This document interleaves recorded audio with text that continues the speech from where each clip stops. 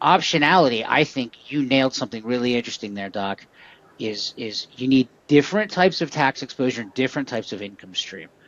Help us see what you mean by that, and then Mark and I will kind of jump in with how a cash balance plan can help diversify that last part. Yep. So during earning years, I always tell our clients, right, four things you can do with money, right? You can spend it, right, which we all do: cost of living, vacations, groceries, daughter's fifth or sixth hooded sweatshirt because the other five don't work suddenly. Give it to charity, right? Very important. Save it and then invest it. So from the physician's perspective, optionality here means a lot of that optionality you discussed is brilliant because it's about life insurance. And so let's bring this to pensions now for our docs listening and for the outpatient surgical and the specialists, the cardiologists, et cetera. Guess what? You are in a unique position to buy that optionality via a tax deduction. That's really what we're trying to do. So if step one is reducing risk, we talked about that, using the retirement system to your advantage. Step two is income replacement cannot be done with the 401k. Now the next way to create wealth. So again, step one of creating wealth is don't take risks. Step two is making sure you have a large enough corpus. Step three is reducing taxes. And then step four is doing it via optionality. And so what we're saying to the docs out there is it turns out you can buy this optionality that Dr. McHale was going over via a tax deduction. And that's called a pension or a cash balance plan. So Mark, why don't you and Paul walk us through, because you have the mindset of a physician, I have the mindset of a financial analyst, a financial planner. Which docs does this work for? What questions do they need to be asking themselves to say, okay, this is interesting enough to have a dialogue with Paul, have a dialogue with the owner's asset. We collaborate, we're a team here. So reach out to us or Paul and we'll figure it out. But what do they ask themselves about, okay, this makes some sense. Credit protection, higher income, and optionality. How do I do it? Do I qualify? Paul, I can start. When I once described what I did in practice management to a neurologist, and she said, "What specialties?" And I said, "Emergency medicine, hospitalist, anesthesia, radiology, telerad, and OB hospitalist." And she said to me, "Oh, shift work." And I was like, "Oh, yeah, I guess I never really thought about it from that lens, but yes, largely inpatient shift work. That's really where I worked." And a lot of those clinicians were W-2. Many of the practices that we ran were 1099. And so, Paul, I want but a lot of doctors picked up locum shifts or had 1099 income. So talk with me a little bit about that. Rowan, I actually recently had a conversation with a practicing ER clinician, and it started to have the dialogue of, have you thought about picking up even one or two shifts as a locums, as a 1099 clinician? Maybe let's tease that out a little bit. What does that mean? From a pure standpoint, obviously within emergency medicine, there are like our group actually pays via 1099 process. You can either be an employed physician, right? So you're employed and getting W-2, but there's typically almost anywhere in the U.S. you can get a 1099 paid ER gig, right? Now, if you want that to be your full-time gig, that's one thing. If you want it to be part-time, people always are worried about benefits and things. So there's all those computations, but physicians, and then obviously with groups like ours, partnerships, right, where you pay yourself both a W-2 as well as you pay distributions via 1099. And when I'm thinking of, a lot of my GI colleagues, cardiology colleagues, surgeons, general surgeons, right, that have their own private practice, they've got offices where they have employees and they have salaries that they're paying, right? And a lot of times there's ability to do distributions within the ownership of those groups. And those are all typically high income physicians that have annual tax problems, right? And typically a lot of times I'm hearing them towards tax season going, oh God, I'm writing a massive check again. And, isn't it nice to be able to say, well, instead of writing a massive check to the government, maybe write a massive check to your own pension and save 43 or 50 cents on the dollar that now is going to work for you for the rest of your life. And I'm going to segue really briefly, and that's the only time I'm going to be serious here. I have had colleagues here in the Phoenix Metro who have unfortunately passed away, and there's been GoFundMe pages. And I know the money they were making, right? For the love of God, I don't care if you buy term insurance, but if you have a family and you die tomorrow, it's your job to actually make sure they're okay. And that's done pure and simple through life insurance. And whether you want to do something permanent like whole life that we use both within cash balance plans and outside plans, or just simple straight term insurance, get insured and get insured for a lot of money. So the last thing your spouse is worried about when she's picking out your casket is how the hell to pay for it. And when I see physicians with GoFundMe pages, it breaks my heart because that's a family that's struggling that should not have to. That's a big part of your why. That's why how we met, we came together. It's a giant part of my why. And I think that's part of that optionality. Protection is an asset class. Protection is an important aspect of good planning. So you're telling me, just, I know it was a quick segue to protection. Let's get back to where we were for a split second, but I want to come back to that because it's brilliant, Doc. You're telling me that there's docs out there, Mark, I think this is what you had said. If they have active 1099, the IRS views them as a business, is what you're saying. That's exactly what I was going to say, Ro. So why is our company called The Owner's Asset talking about physicians and 1099s? Because we found with our doctor clients that have 1099 income, they don't view themselves as business owners. Yeah. Aha, the government does.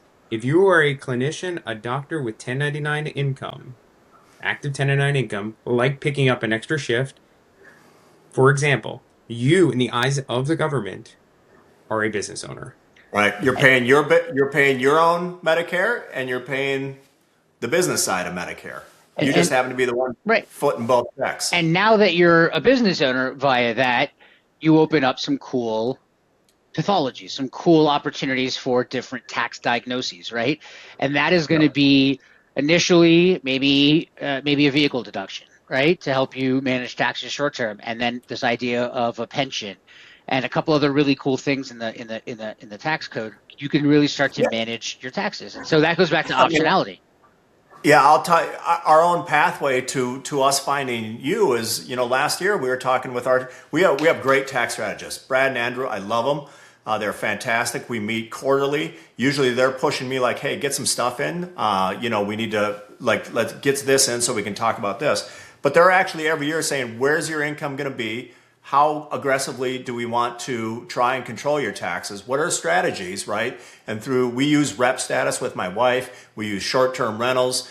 We use paying our kids, home office deduction, vehicle deductions, all these things that when you are a business are written in the law.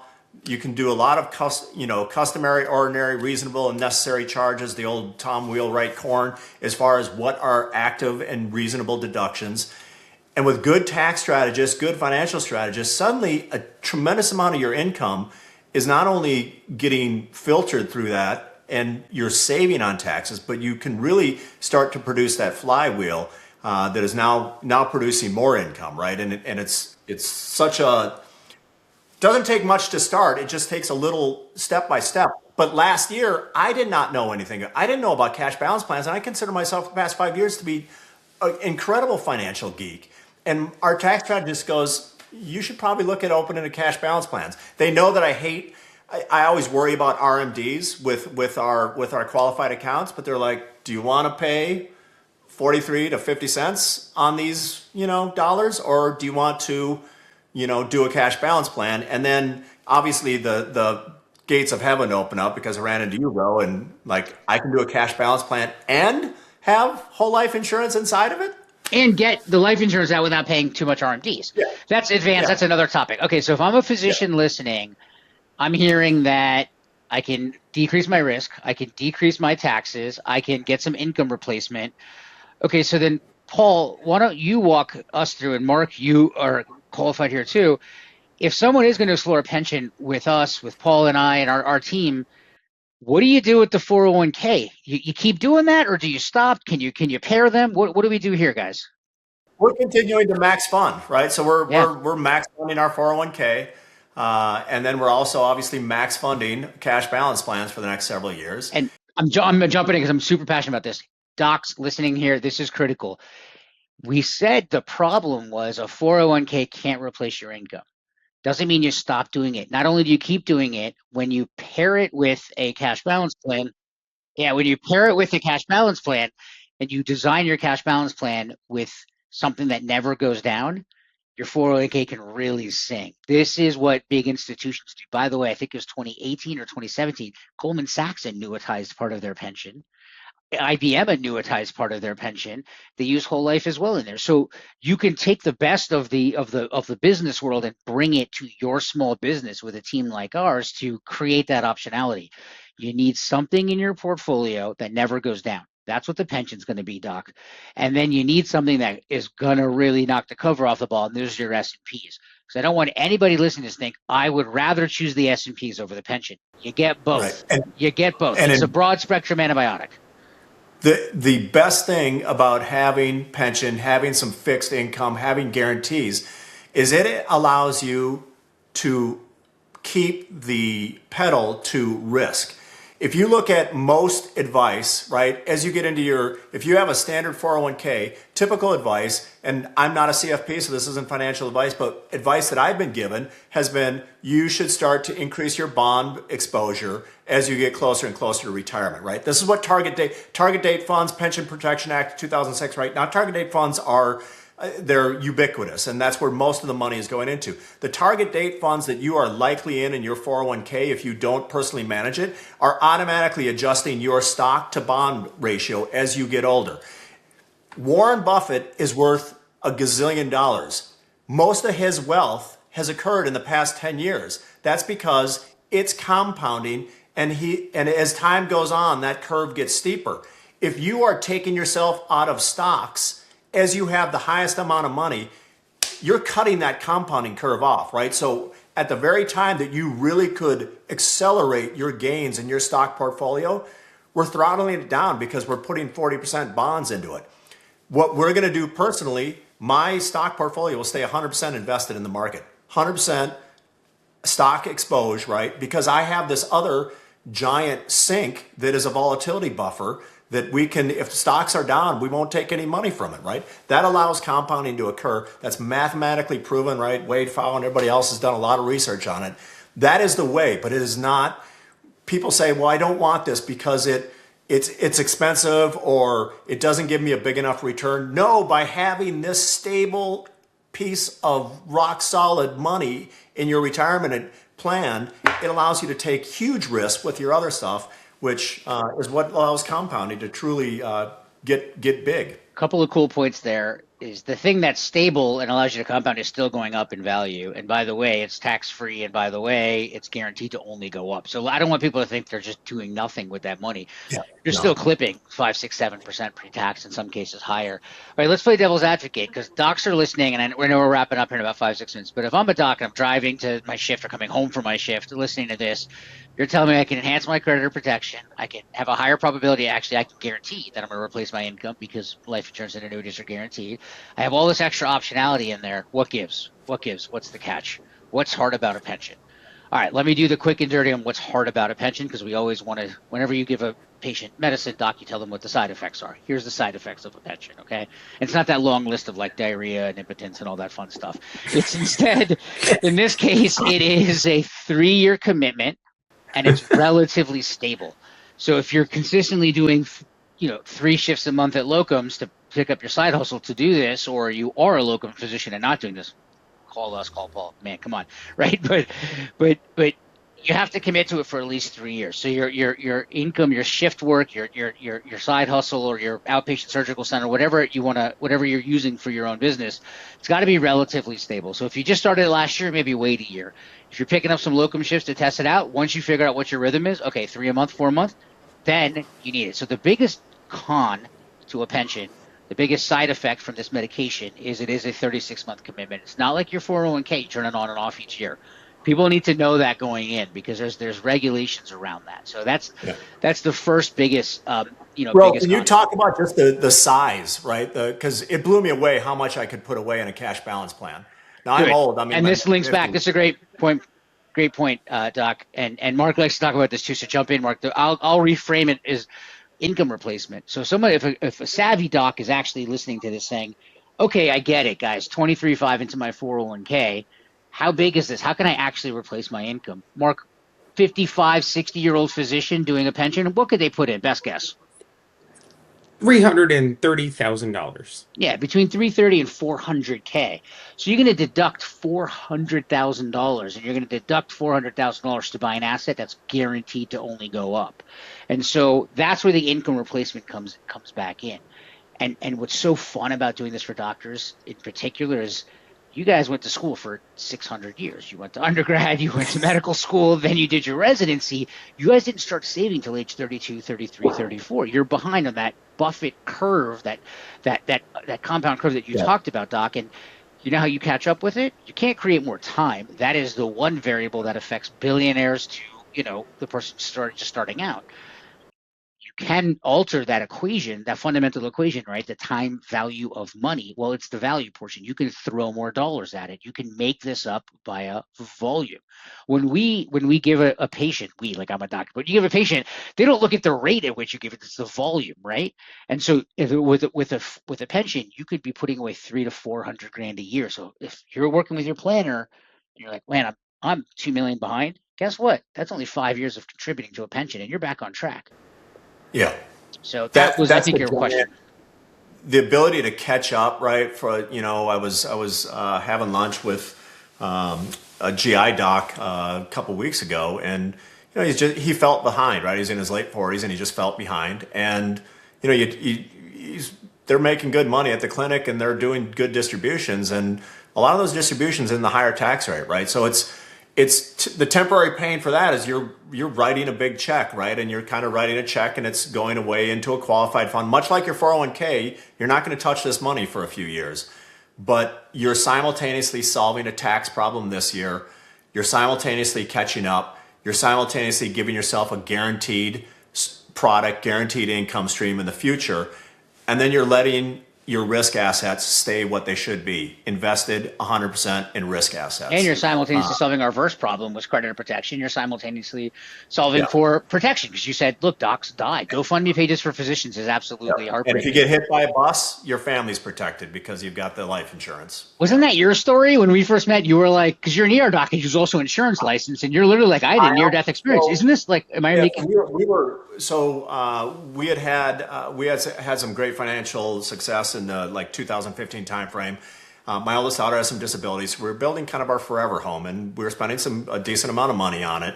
And I was leaving Bash's local grocery store, and there's like a suicide lane in Phoenix, right, or it's a left-hand turn lane, and the traffic was backed up, and two cars allowed me to sneak out and take a left-hand turn. And the guy, just as I was about to pull into the suicide lane, guy starts honking his horn and flashing his lights, and I stopped, and a F-350 came barreling by doing about 55 miles an hour, and I at the time was in a small car. I would have been crushed. I would have been absolutely killed. And when I got home, I was like, I think I had at the time $2 million of life insurance, and I did the numbers, and I'm like, Cindy and the family and the girls would have been fine here for probably 5, 6, 7 years, but there would have been that little ticking in the back where this place is we probably have to move just because of the expense that, between the horses and the goats and everything else. And that's when I think I'm good at this and my family's not well enough protected. And that's when it went down into the whole, maximum insurable and all those things. But yeah, it was a close call that normally I'm not very frightened by stuff, but that kind of kept me up that night. And that's to bring it home on pensions, and then we'll do a quick summary. Yeah, you can buy that protection via tax deduction. I know there's really only one or two ways in the entire tax code to do this, and physicians occupy a really cool spot. Ro, if I called this, this is probably regulation-wise horrible language, but people talk about the HSA account, right? It's triple tax effective, right? Goes in pre-tax, comes out tax-free, right? Grows tax-free. In some ways, I kind of analogize this when I was first learning about it last year. I'm like, this is like an HSA plan on mega steroids. Other than some of the friction of getting it out of the qualified system, yeah, this really is that. Mark and I started this business because we are here to solve the retirement crisis for physicians and small business owners. And the point of today's episode is if you're a physician, you're probably a small business owner or could easily become one, right? We're here to do that. That's our why. And the closest thing we've seen to that broad spectrum antibiotic, that bone marrow transplant, the reset of the nervous system, whatever phrase you want to use in medical parlance, is a cash balance plan, right? It is an ability to deduct your way to financial freedom. And then on the back end, that optionality is outstanding. So let's swim there for a minute. Because we picked on California. Let's pick on California and solve that case real quick. Okay, so your money's in this qualified plan. The insurance actually enjoys some tax opportunities to pull it out, which is interesting. When it's out, all the growth is still tax-free. And in 46 of the 50 states, it is completely creditor protected. If you're in one of those 4 states, and I'm blanking on the last 3, that have only minimal or no creditor protection for life insurance, guess what? You can now use trust law to create creditor protection. A revocable trust in your name is not creditor protected, but you could take this insurance and move it out of your estate, and now it is suddenly a fortress. Okay, so you can get the creditor protection you need. Now, what does that do? You know your heirs, your family, your legacy is intact because you have life insurance. You know it's creditor protected because it's out of your estate.